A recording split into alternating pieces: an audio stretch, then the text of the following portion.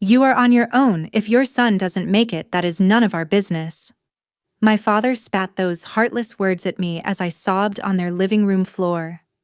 I was on my knees begging my parents to return the $100,000 they had borrowed from my savings over a year ago. I desperately needed my own money back to pay for my son's life-saving bone marrow transplant. The deadline was closing in, and I had nowhere else to turn. Without a single ounce of guilt, my mother coldly looked down at me and added, "Consider that money payment for raising you." My name is Kara, a 31-year-old widowed mother. At that exact second, watching the people who brought me into this world casually dismiss my child's survival, the last shred of my family loyalty completely shattered. They did not just deny my plea. They physically pushed me out of their front door into the freezing night, leaving me with absolutely nothing but a ticking clock on my little boy's life. But the universe has a highly precise way of balancing the scales. They threw me to the wolves when I needed them the most. Exactly 2 years later, a massive financial betrayal stripped them of every single thing they owned. Homeless, broke, and desperate, my parents came crawling to my doorstep in the middle of the night, begging for the very mercy they once denied me. My final response left them absolutely speechless. Welcome to Revenge Mode, the place where karma always collects its debts. If you love hearing stories where toxic people get exactly what they deserve, make sure to hit that subscribe button and turn on the notification bell so you never miss an update. Now let's get straight into the story. A few hours before those cruel words were spoken, I frantically drove my car through the dark night of Albuquerque, gripping Leo's medical file tightly against the steering wheel. The phone call from the hospital was still ringing in my ears. The doctor's voice was strict and urgent. They had found a viable bone marrow match, but the window to proceed was rapidly closing. We only had a matter of hours to secure the funding and prep Leo for the transplant. The hospital administration required the massive out-of-pocket costs up front before moving him into the operating room. I needed that $100,000 immediately to save my boy. I pulled up to my parents' house, the tires screeching loudly against the driveway. I threw the car into park and ran. I pushed the front door open and rushed inside. The atmosphere in the living room was nauseatingly calm. My parents were sitting comfortably on their expensive leather sofas. Across from them sat my sister Amanda and my brother-in-law Brian. Brian was holding a glass of wine, leaning forward and speaking enthusiastically about a highly lucrative real estate investment. I stormed right into the center of the room and slammed the thick medical file onto the glass coffee table. The loud crack silenced everyone instantly. Brian stopped talking mid-sentence. "Leo is out of time," I announced, struggling to catch my breath as tears streamed down my face. "The hospital found a match. They need to do the transplant tonight. I need my money back right now. I need the $100,000 you borrowed from me." Nobody rushed to comfort me. Nobody asked how Leo was doing. Instead, looks of extreme annoyance washed over their faces. Brian slowly placed his wine glass on the table and let out a loud sigh. "Are you seriously barging in here like this?" he demanded. "We are in the middle of a business discussion." He looked at me with disgust. "Listen, you chose to marry that broke guy Daniel. You knew he had absolutely nothing. Now you expect everyone else to clean up your mess? You married a broke man, so you deal with the consequences." Amanda crossed her arms and sneered. "Brian is right," my sister chimed in, rolling her eyes. "You always do this. You always play the victim. Stop trying to ruin our evening with your drama." I ignored them and turned directly to my father. "Dad, this is not about Daniel. This is about the money you and Mom took from my savings. You promised you were using it to renovate this house. I can see you did not fix a single thing. You promised to pay it back. My son is lying in a hospital bed waiting for surgery. Give me my money." My father, Robert, shifted uncomfortably in his seat. He hated being challenged, especially in front of his wealthy son-in-law. His face turned bright red, his pride wounded. Instead of showing an ounce of compassion, he went completely on the defensive. "Lower your voice in my house," Robert snapped, pointing a harsh finger directly at my face. Every family has hard times. You act like we did this on purpose to hurt you. We do not have that cash sitting in a drawer for you to grab whenever you feel panicked. It is my money. I screamed, the panic completely taking over my body. You owe me. I will not let my son pass away because you refuse to pay your debts. That was his breaking point. Robert stood up, towering over me, his face contorted with pure rage. He grabbed me tightly by the upper arm, his fingers digging into my skin. You are on your own? He yelled directly into my face. If your son does not make it, that is none of our business. My mother Diane remained seated on the sofa. Consider that $100,000 payment for raising you, she added coldly. Robert yanked me toward the entryway. I fought back, kicking and screaming, desperate to make them understand. But he shoved me violently through the front door. I stumbled backward, falling hard onto the cold concrete porch. Before I could even stand up, the heavy oak door slammed shut. The deadbolt clicked. I was completely alone in the freezing wind, empty-handed, with the clock ticking down on my son's life. Early the next morning, as I rested my exhausted head against the cold wall outside the intensive care unit, the cell phone in my coat pocket suddenly vibrated. The screen displayed an unknown international number. I almost ignored it, assuming it was another aggressive debt collector harassing me, but a strange instinct forced my thumb to answer. I pressed the phone to my ear, my hands trembling slightly. Am I speaking to Kara? A deep, authoritative voice demanded. Yes. Who is this? I whispered, my throat raw from hours of screaming earlier that night. My name is Walter. I am your late husband's grandfather, the man announced. My breath caught in my throat. Daniel had rarely spoken about his extended family, only mentioning a bitter estrangement that happened years before we even met. I had absolutely no idea anyone from his wealthy bloodline was actively looking for us.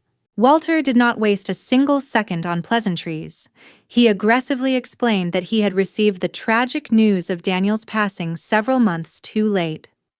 The moment he uncovered the truth, he hired an elite corporate investigation firm to locate his only remaining grandson. It took his private detectives months to track us down because I had completely isolated myself, working multiple cash jobs and living in cheap rental apartments just to keep Leo alive. I know everything, Walter declared, his tone leaving absolutely no room for debate.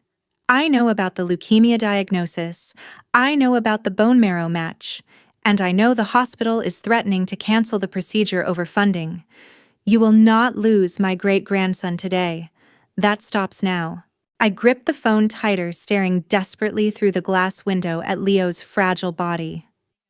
They need the cash right now, Walter. The administration gave me a strict deadline. International wire transfers take days to clear the banking system. We are out of time. I do not operate like an amateur, Kara, he fired back confidently. Stay on the line. A brief click echoed through the speaker as Walter merged the call. A second man's voice joined the line. Walter quickly introduced him as his corporate lawyer, Richard, who was already on the ground in the city.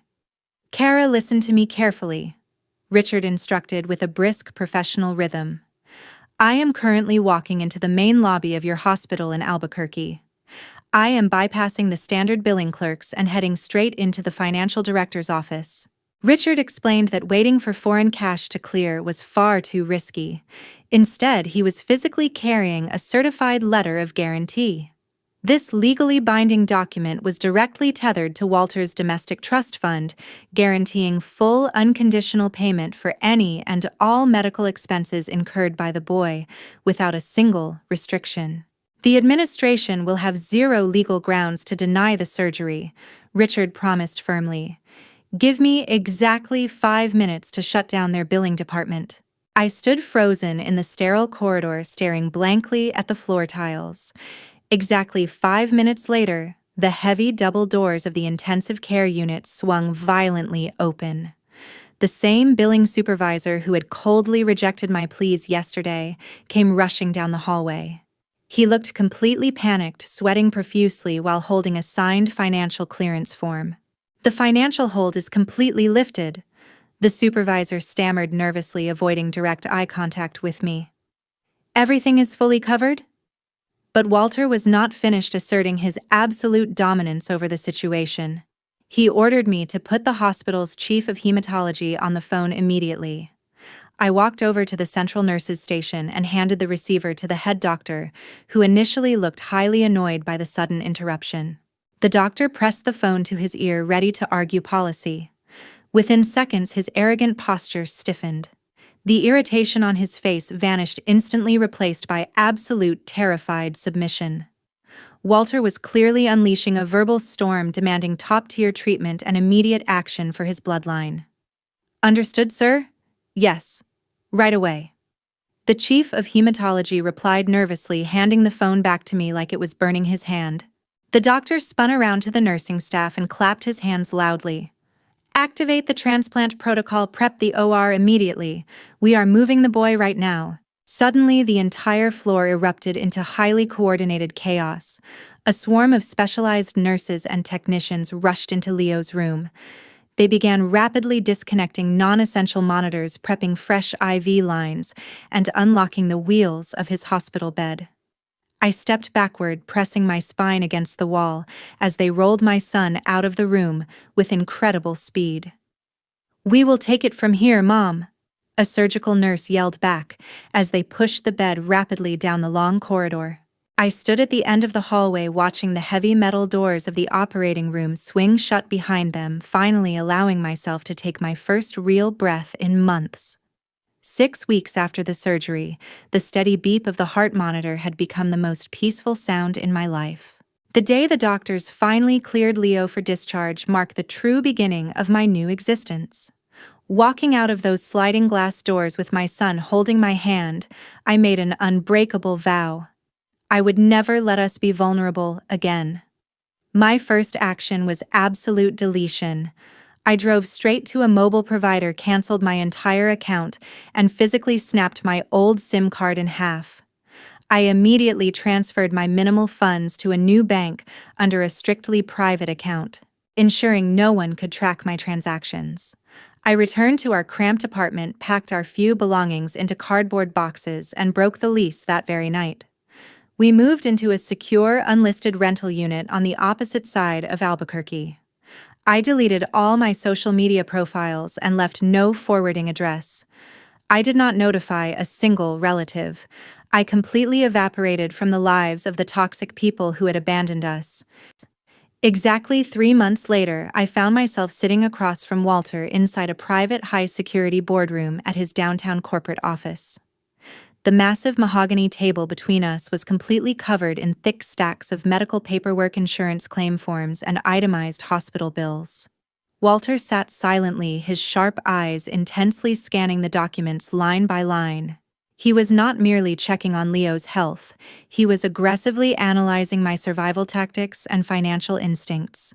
Walter suddenly slid a heavily redacted billing summary across the polished wood. He tapped his index finger firmly against a specific column of numbers.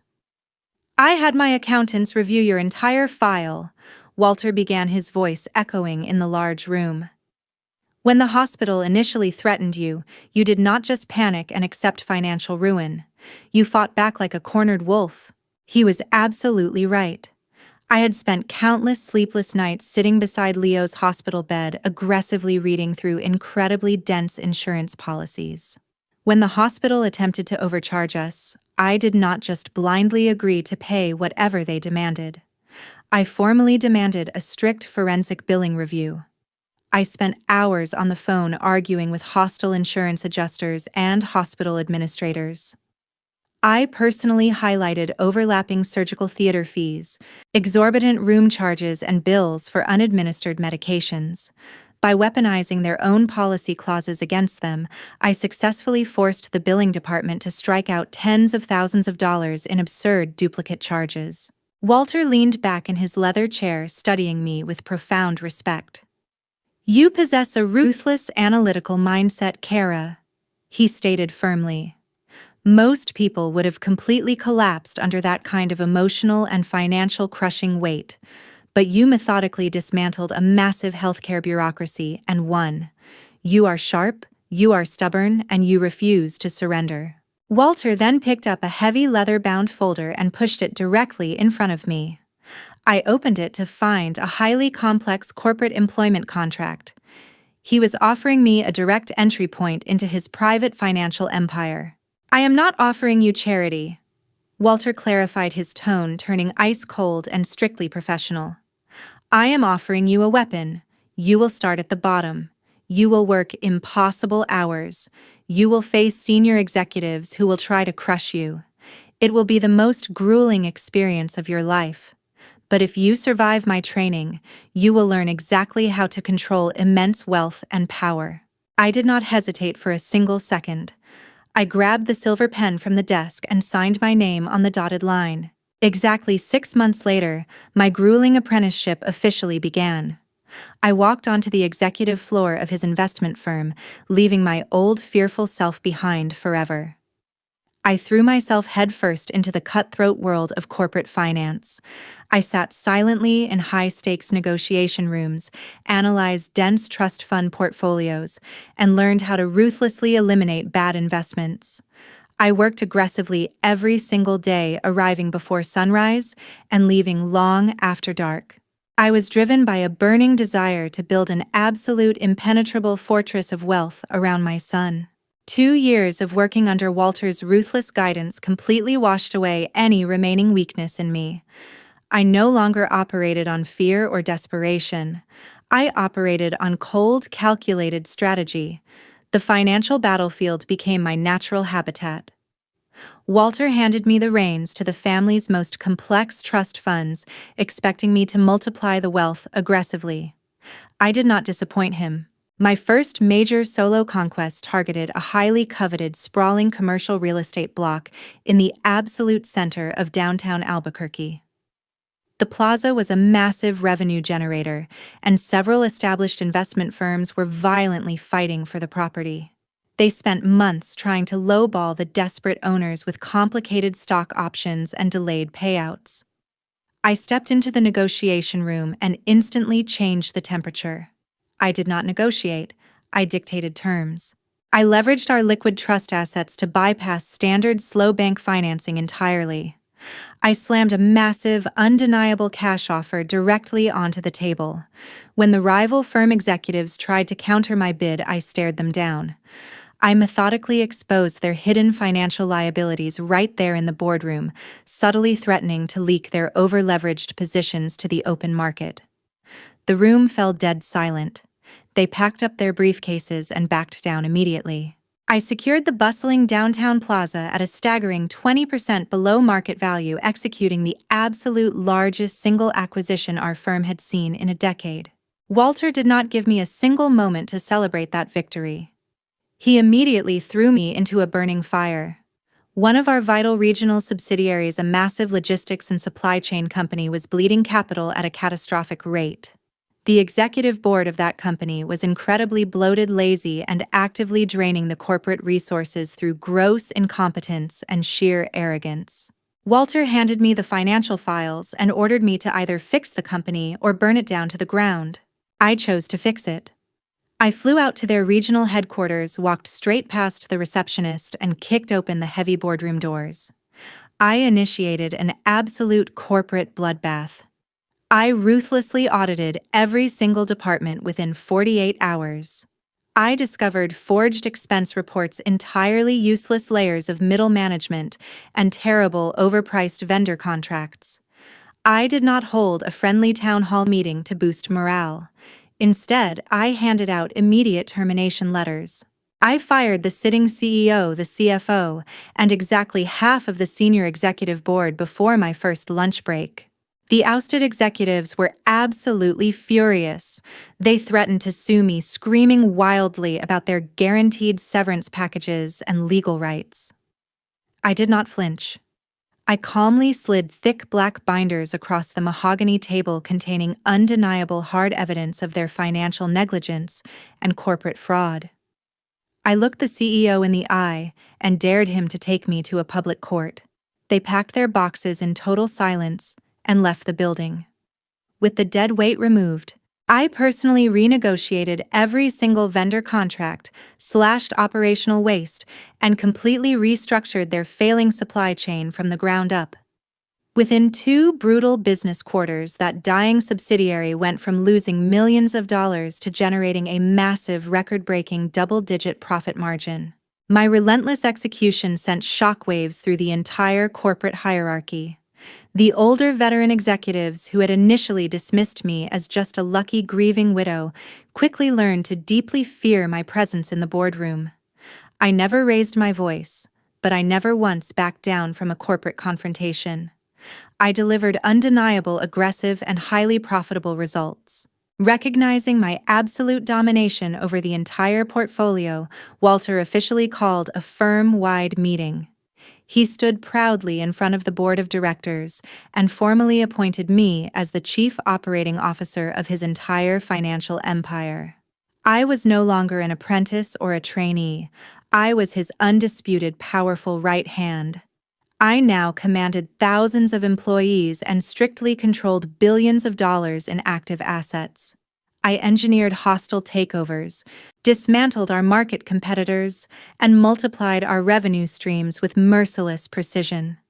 The desperate crying mother who once begged for her own money on a freezing concrete porch was completely dead and buried. I had successfully forged myself into a corporate apex predator. I held ultimate financial authority, and I made absolutely sure that everyone in the business world knew exactly who was in charge. Exactly 2 years after the night I was thrown out onto the street, the security camera alarm pierced the silence of the midnight hour. I was sitting in the home office of my high-rise penthouse reviewing a detailed quarterly financial report. The sharp buzz of the intercom system echoed loudly through the hallway, breaking my intense concentration. I frowned, tossing my pen onto the mahogany desk. Unscheduled visitors at this late hour were strictly prohibited. Assuming it was a late-night corporate courier or a routine check from the overnight lobby guards. I walked over to the digital wall panel and activated the high-definition live feed from the front gate. The glowing screen flickered to life. I stared at the monitor and my entire body instantly froze. Standing on the sidewalk illuminated by the unforgiving glare of the streetlights were my parents. The sheer shock of seeing them nearly knocked the breath out of my lungs.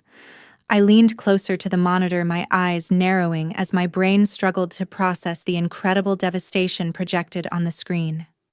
The 2 incredibly arrogant people who had violently shoved me out of their comfortable home were completely gone. In their place stood 2 broken, unrecognizable figures. My father looked like he had aged a dozen brutal years in a span of just 24 months. His previously robust frame had withered into a frail, skinny shadow. He was hunched over, shivering violently against the freezing Albuquerque winter wind. He wore a dirty, torn coat pulled directly from a dumpster.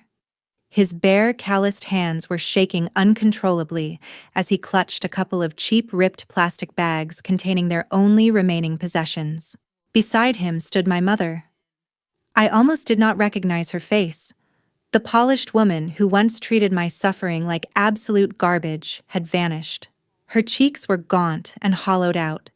She stared blankly up at the camera lens with bloodshot, heavily sunken eyes. Thick, dark circles bruised the pale skin beneath them. Her gaze was completely empty, devoid of all the vicious pride she used to wear like a crown. They looked like desperate refugees, standing in the exact same biting cold they had once abandoned me in. For a long moment I simply stood there and watched them suffer. A dark, deeply satisfying sense of vindication washed over my chest. I could have easily ignored the buzzer. I could have called the lobby guards and ordered them to physically chase those vagrants off the property. Leaving them out in the freezing dark would have been exact poetic justice. But a colder, calculated part of my mind desperately wanted to see the absolute destruction of their egos up close. I forcefully pressed the metal release button. The intercom chirped, signaling the security gates were unlocked. I turned away from the monitor and walked deliberately into the center of my expansive living room. I did not bother to offer any form of hospitality. I simply stood like a stone statue in the middle of the imported marble floor, crossing my arms tightly over my chest and waited. Several agonizing minutes passed in heavy silence. Then the private elevator bell chimed softly through the penthouse. The polished steel doors slid open, revealing my parents huddled together in the brightly lit cabin. They took one trembling step forward, their dirty, worn-out shoes landing softly on the pristine white marble. The exact moment they crossed the threshold, their eyes widened in unfiltered terror. They stared wildly at the floor-to-ceiling windows overlooking the glowing city skyline. They looked at the expensive modern artwork, the flawless leather furniture, and the overwhelming financial power radiating from every inch of the room. The contrast between my towering empire and their filthy state was incredibly brutal. Finally, their terrified eyes landed on me. I stood perfectly still, looking down at them with an expression of pure, unyielding ice. I did not take a single step forward. I did not say a single word. I purposefully let the crushing weight of the room's silence suffocate them. I held all the power now, and I fully intended to make them stand there choking on their own bitter shame until they found the courage to speak first. The moment she sat down on the leather sofa, Diane buried her face in her hands and sobbed uncontrollably, shattering the suffocating silence of the room. Robert remained standing for a few seconds longer, his bloodshot eyes frantically darting around my expansive living room. I stood perfectly still and watched his mind desperately calculate the situation.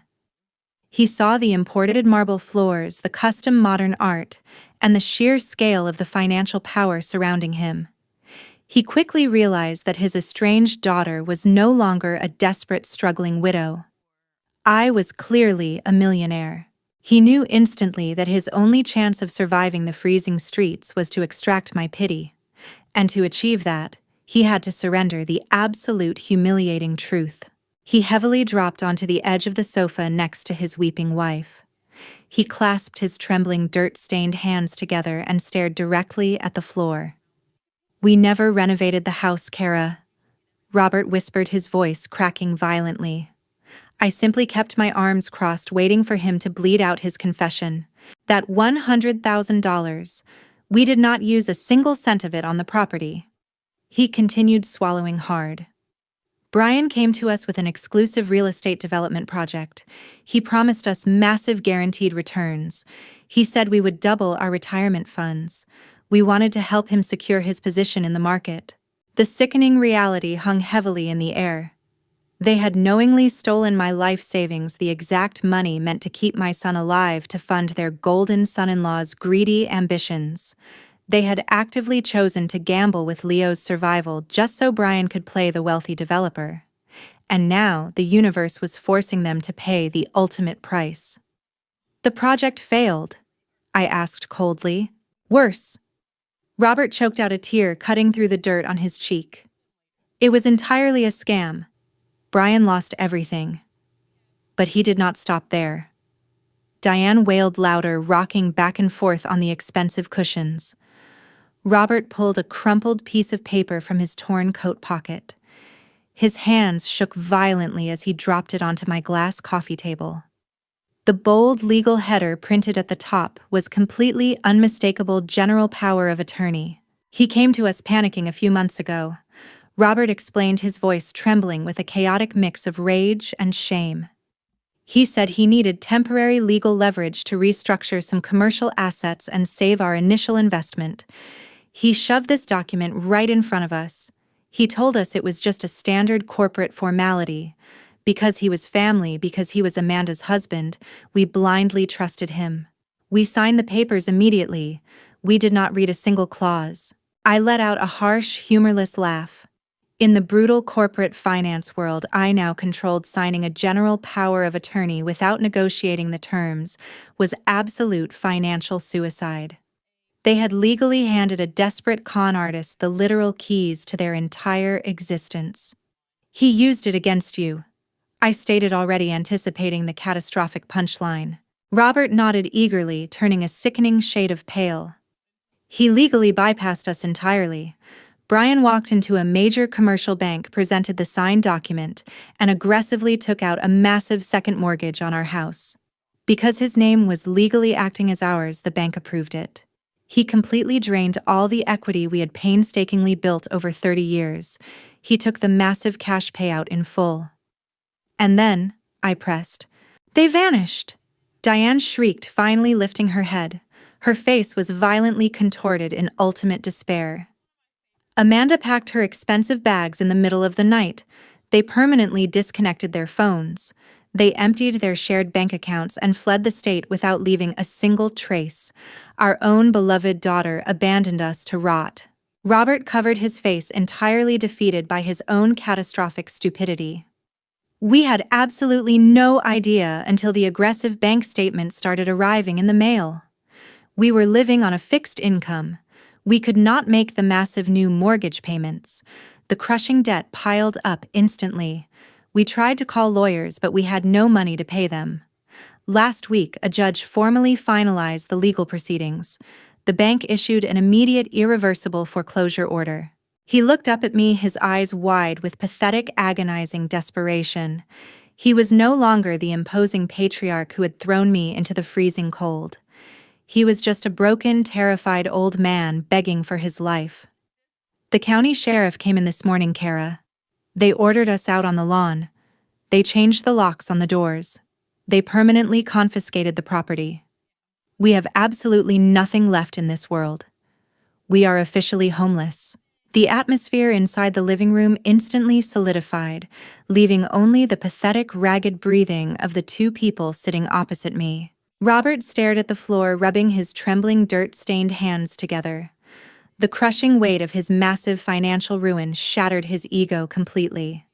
He did not attempt to deliver an emotional speech. He did not dare to mention our shared bloodline or family loyalty.